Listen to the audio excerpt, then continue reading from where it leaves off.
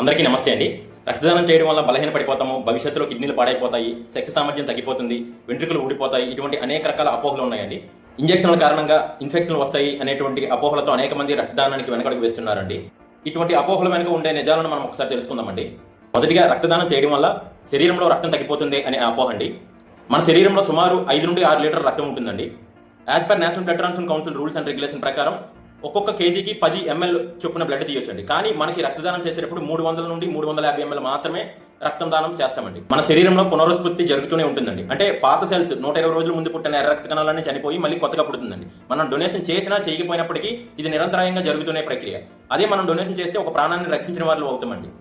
మనం దానం చేసిన రక్తంలో సుమారుగా ఎక్కువ శాతం ప్లాస్మా ఉంటుందండి. మనం సాధారణంగా తీసుకునే వాటర్ ద్వారా మళ్ళీ 24 నుండి 48 గంటల్లో పూర్తిగా ప్రొడ్యూస్ అవుతుందండి. రెండవ అపోహ అండి, బలహీన పడిపోతాము. రక్తదానం చేయడం వల్ల చాలా మంది బలహీన పడిపోతాము, కళ్ళు తిరిగి పడిపోతాం అనే అపోహ ఉంటుందండి. రక్తదానం చేయడం వల్ల ఎటువంటి బలహీనత ఉండదండి. 15 నుండి 20 నిమిషాలు విశ్రాంతి తర్వాత నిరభ్యంతరంగా మన పనులు కొనసాగించుకోవచ్చండి. శక్తి తగ్గిపోయేలాగా ఉంటే క్రిస్టియానో రొనాల్డో వంటి గొప్ప వ్యక్తులు రక్తదానం చేసేవాళ్ళు కాదండి. ఎందుకంటే అతను ఫుట్బాల్ ఆడేటప్పుడు ఆ 90 నిమిషాల వ్యవధిలో సుమారుగా 11 కిలోమీటర్లు పరిగెడతారండి. నిజంగా రక్తదానం వల్ల శక్తి తగ్గిపోతుందంటే వారి కోచ్లు అతనికి రక్తదానంపై సజెషన్ చేసేవాళ్ళు కాదండి. సరైన మోతాదులో నిద్ర ఉండి ఆరోగ్యకరమైన వ్యక్తులు ఎవరు రక్తదానం చేసినా ఎటువంటి సమస్యలు రావండి. ఇంకొక అపోహ, రక్తదానం చేసేటప్పుడు సూదుల వల్ల ఇన్ఫెక్షన్స్ వస్తాయని. మనకి ఉపయోగించే బ్యాగులు స్టెరిలైజ్డ్ బ్యాగులు ఉపయోగిస్తారండి. అంటే బ్యాగ్కి సూది కనెక్ట్ చేసి ఉంటుంది. మనకి ఒకసారి ప్రిక్కించిన తర్వాత ఆ సూది బ్యాగ్ నుండి వేరు చేస్తారండి. మరి రెండో వ్యక్తికి ఉపయోగించడానికి అసలు అవకాశమే లేకుండా తయారు చేయబడిన గొప్ప ప్రణాళికబద్ధంగా ముందుకు వెళ్తుందండి రక్తదాన వ్యవస్థలో. కాబట్టి రక్తదానం ద్వారా ఇన్ఫెక్షన్ వస్తాయి అనేది పూర్తిగా అపోహ అండి, అవాస్తవం. మనకి ఇంకా ఉపయోగం ఏంటంటే HIV, AIDS, hepatitis B, VDRL, syphilis, MP, malaria, పారాసిస్ ఇటువంటి కొన్ని రకాల టెస్టులు ఉచితంగా మనకి తిరిగి చేస్తారండి. ఇంకొక అపోహ అండి, ఎక్కువసార్లు రక్తదానం చేస్తే నరాల బలహీనత ఏర్పడుతుంది, కిడ్నీలు ఫెయిల్ అయిపోతాయి అనే అపోహలు ఉన్నాయండి. మనకి ఆస్ట్రేలియాలో ఉండే జేమ్స్ క్రిస్టోఫర్ హారిసన్ గారు మీ అందరికీ తెలిసే ఉంటుంది. అతను 1173 సార్లు ప్లాస్మాను డొనేషన్ చేశారండి. పూర్తి ఆరోగ్యకరంగా ఉంటూ 88 సంవత్సరాలు ఉండేటప్పుడు అతను రీసెంట్ గా 2025లో ఫిబ్రవరి 17వ తేదీన మరణించారండి దురదృష్టవశాత్తు. అయితే మనకి రక్తదానం వల్ల ఎటువంటి నరాల బలహీనతలు కానీ కిడ్నీ ఫెయిల్యూర్స్ కూడా రావండి. ముఖ్యంగా క్యాన్సర్ లో కొన్ని రకాల వచ్చే ముప్పు తగ్గుతుందండి.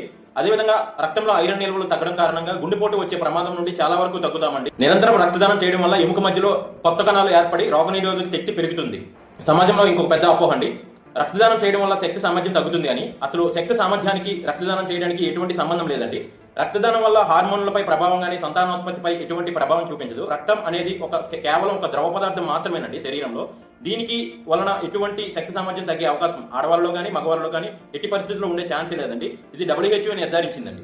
ఇంకా రక్తదానం వల్ల జుట్టు ఊడిపోతుందని, చర్మం ముడతలు పడిపోతుందని, ముఖంలో కళ తగ్గిపోతుందని ఇలా రకరకాల అపోహలు అనేక మందిలో ఉన్నాయండి.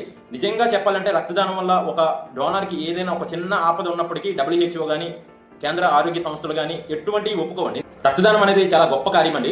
ఒక ఆపద కాలంలో ప్రాణాపాయ స్థితిలో ఉండే ఒక వ్యక్తిని రక్షించేందుకు WHO కానీ కేంద్ర ఆరోగ్య సంస్థలే కానీ డాక్టర్లు కానీ ఇటువంటి సజెషన్స్ తో ముందుకు నడిపిస్తూ రక్తదాన ప్రక్రియ జరుగుతుందండి. నిజంగా ఒక ప్రాణాపాయంలో ఉండే ఒక వ్యక్తి కోసం ఒక ఆరోగ్యకరమైన డోనర్ ని బలి చేయరండి. ఈ రక్తదానం వల్ల ఎటువంటి సమస్యలు ఉండవని చెప్పి పూర్తిగా నిర్ధారించిన తర్వాత మాత్రమే ఈ ప్రక్రియ జరుగుతుందండి. మనకి ఒక వ్యాక్సినేషన్ తయారు చేసినప్పుడే అనేక రకాల ప్రయోగశాలలో పరీక్షిస్తున్నారండి. అటువంటిది ఒక వ్యక్తి నుండి తీసుకునే 300 ml రక్తాన్ని ఎంత క్షుణ్ణంగా పరీక్షిస్తారంటే నిజంగా ఏ చిన్న ఆపద ఉంది అని డోనర్ కి తెలిసినప్పటికీ పూర్తిగా ఆరోగ్య సంస్థలే దీన్ని రిజెక్ట్ చేస్తాయండి. కానీ ఎటువంటి సమస్యలు ఉండవు కనుక మాత్రమే రక్తదాన వ్యవస్థలో ఇలా రక్తదానం తీసుకుని అవసరమైన వాళ్ళకి అందించే ప్రక్రియను కొనసాగుతూ ఉందండి. కాబట్టి బ్లడ్ ట్రాన్స్ఫ్యూజన్ కానీ బ్లడ్ డొనేషన్ కానీ ఎటువంటి సమస్యలు ఉండవండి. తల్లి జన్మనిచ్చినప్పుడు 500 నుండి 1 లీటర్ వరకు రక్తం వృధా అవుతుందండి. నిజంగా తల్లి కనుక ఈ అపోహలకు భయపడి మనల్ని జన్మనివ్వకపోతే ఈ రోజు మనం ఇక్కడ ఉండే వాళ్ళమే కాదు. కాబట్టి ప్రతి ఒక్కరికి విన్నపం అండి, మనకి తల్లిదండ్రులు ఇచ్చిన వెలకట్టలని గొప్ప ఆస్తి రక్తాన్ని ప్రజలందరికీ పంచుతూ ఆపద కాలంలో ఉండే వాళ్ళందరినీ మనం ఆదుకోవడానికి ముందుకు వద్దామండి. రక్తదానం చేయండి, ప్రాణదాతలకండి. Thank you.